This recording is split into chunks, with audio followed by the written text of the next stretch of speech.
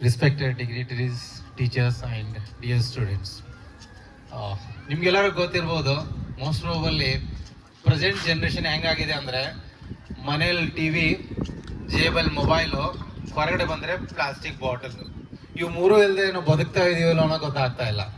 Specially ಇವಾಗ T V mobile ಬಿಟ್ಟಾಕಿ ಪ್ರತಿಯೊಂದು ಹೊರಗಡೆ ಬಂದು ನೋಡಿದಾಗ ಪ್ರತಿಯೊಬ್ಬರು ಹತ್ರ ಬ್ಯಾಗಲ್ಲಿ ಚೆಕ್ ಮಾಡಿದ್ರೆ 80% ಜನ ಪ್ಲಾಸ್ಟಿಕ್ಸ್ ಯೂಸ್ ಮಾಡ್ತೀವಿ. ಇವತ್ತು ಕಿರಾಣಿ ಶಾಪ್ಗೆ ಹೋಗ್ಲಿ, ಯಾವುದೇ ಒಂದು ಮೆಡಿಕಲ್ ಶಾಪ್ಗೆ ಹೋಗ್ಲಿ, ಎಲ್ಲೇ ಹೋಗ್ಲಿ, ಒಂದು ಸಣ್ಣ ಐಟಮ್ ತೊಗೊಂಡ್ರು ಸಹಿತ ಒಂದು ಪ್ಲಾಸ್ಟಿಕ್ ಬ್ಯಾಗಲ್ಲಿ ಹಾಕಿ ಹೋಗ್ತಾ ಇದ್ದಾರೆ. ಬಟ್ ಇದೇ ಒಂದು ಅವೇರ್ನೆಸ್ಸು ನೀವು ಸೌತ್ ಕರ್ನಾಟಕ ಸೈಡ್ ಹೋದರೆ, ನಾನು ಮ್ಯಾಕ್ಸಿಮಮ್ ಅಲ್ಲಿನೂ ಒಂದು 12 years ಕೆಲಸ ಮಾಡಿದ್ದೀನಿ. ಅಲ್ಲಿ ಆಲ್ಮೋಸ್ಟ್ ನೀವು ಮೆಡಿಕಲ್ ಶಾಪ್ ಹೋಗಿ, ಕಿರಾಣಿ ಶಾಪ್ ಹೋಗಿ, ಎಲ್ಲ ಹೋಗಿ ಅವ್ರು ಇವಾಗ ಪೇಪರ್ ಬ್ಯಾಗ್ಸ್ ಮಾಡ್ತಾ ಇದ್ದಾರೆ. ಪ್ರತಿಯೊಂದು ಶಾಪಲ್ಲಿ ಹೋದ್ರೆ ಪೇಪರ್ ಬ್ಯಾಗ್ಸ್ಗಳನ್ನ ಅದರಲ್ಲಿ ಪ್ಯಾಕ್ ಮಾಡಿ ಕೊಡೋದನ್ನ ಪ್ರಾಕ್ಟೀಸ್ ಮಾಡ್ತಾ ಇದ್ದಾರೆ. ಆ ಅವೇರ್ನೆಸ್ಸು ನಮ್ಮ ಸೈಡು ಬರಬೇಕು. ಇವಾಗ ಪ್ರೆಸೆಂಟ್ ಜನ್ರೇಷನ್ ನೀವೆಲ್ಲರೂ ಇದು ಕುತ್ಕೊಂಡಿದ್ದೀರಾ, ಇಷ್ಟು ಜನ ನೀವು ಪಾರ್ಟಿಸಿಪೇಟ್ ಮಾಡಿದ್ದೀರಾ, ನಮ್ಗೆ ತುಂಬಾ ಖುಷಿ ಕೊಡ್ತಾ ಇದೆ. ಸೊ ಅಟ್ಲೀಸ್ಟ್ ನಮ್ಮಿಂದ ಸ್ಟಾರ್ಟ್ ಆಗಿಲ್ಲ ಅಂದ್ರೂ ನೀವು ಕುತ್ಕೊಂಡಿರುವಂಥ ಜನರೇಷನ್ ಇಂದ ಆದ್ರೂ ಸಹಿತ ಈ ಎನ್ವೈರನ್ಮೆಂಟಲ್ ಪ್ರೊಟೆಕ್ಷನ್ ಸ್ಟಾರ್ಟ್ ಆಗಬೇಕು. ಅದು ನಾವೆಲ್ಲರ ಒಂದು ಆಸೆ. ಇವತ್ತು ಮಳೆ ಬೆಳೆ ಬಗ್ಗೆ ಜಾಸ್ತಿ ನಾವು ವಿಚಾರ ಮಾಡಿದಾಗ ನೀವು ನೋಡಿರ್ಬೋದು, ಸೌತ್ ಕರ್ನಾಟಕದಲ್ಲಿ ಯಾವತ್ತೂ ಮಳೆ ಬಗ್ಗೆ ಜಾಸ್ತಿ ಚಿಂತೆ ಮಾಡಲ್ಲ.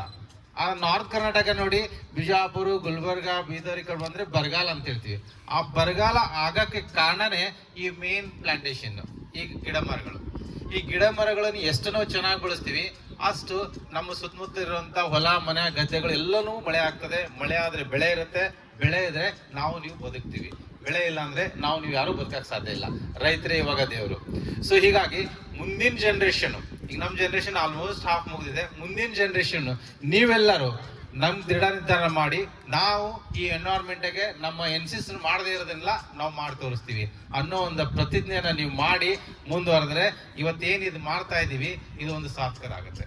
ಸೊ ಇದು ಒಂದೇ ದಿನ ಅಲ್ಲ, ಸರ್ ಹೇಳಿದಾಗೆ ಪ್ರತಿ ದಿವಸನೂ ನೀವು ಎಲ್ಲೆಲ್ಲಿ ನೀವು ರೋಡಲ್ಲಿ ಹೋಗ್ಲಿ, ಎಲ್ಲೇ ಹೋಗ್ಲಿ, ನೀವು ಎಲ್ಲೆಲ್ಲಿ ಎನ್ವೈರನ್ಮೆಂಟಲ್ ಪೊಲ್ಯೂಷನ್ ಆಗ್ತಾ ಇದೆ ಅಂತ ಕಣ್ಣಲ್ಲಿ ಕಂಡ್ರೆ ಸಾಕು, ಅದನ್ನ ನೀವು ಎತ್ತಿಡುವಂತ ಕೆಲಸ ಮಾಡಬೇಕು.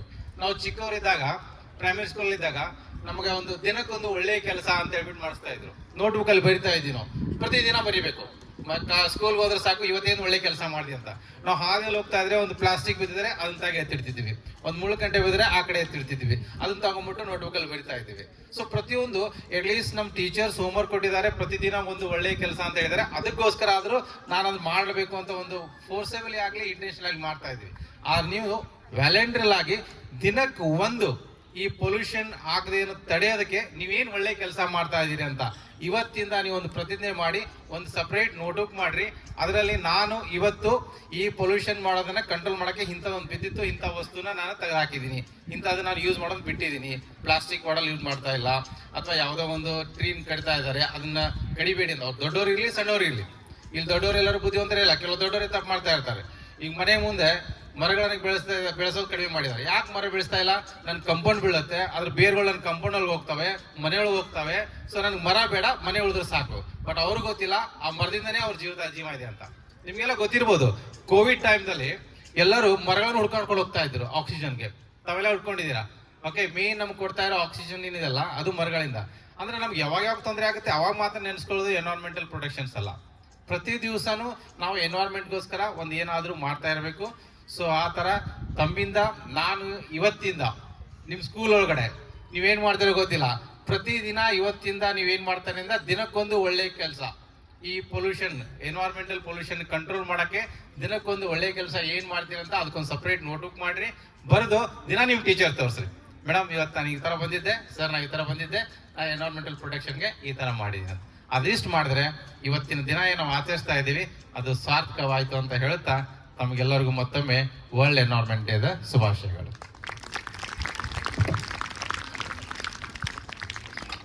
Thank you, sir, for making us clear that protecting the environment